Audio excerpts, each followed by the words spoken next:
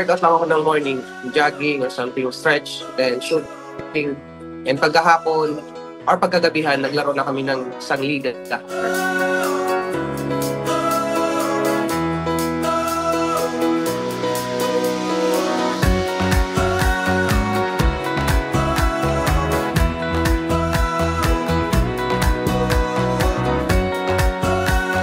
First time dun sa basketball.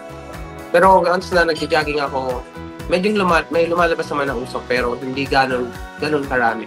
Like yung nasa video ngayon.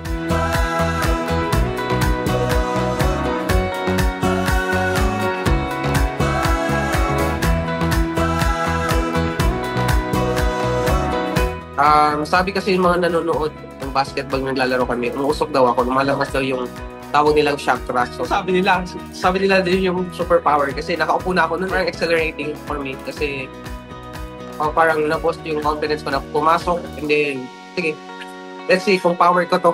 Papasok ako sa court para maging malakas.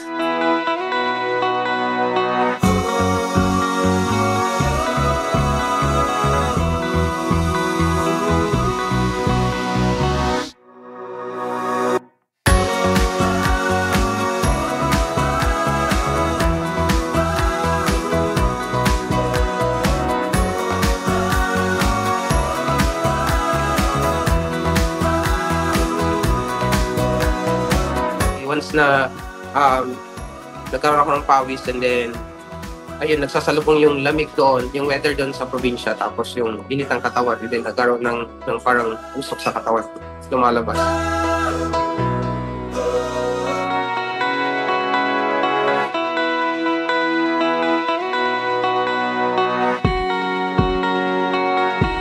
Para sa akin, healthy naman siya kasi napapawisan ka. Kapag ganun yung situation, maging chill lang or kalma lang.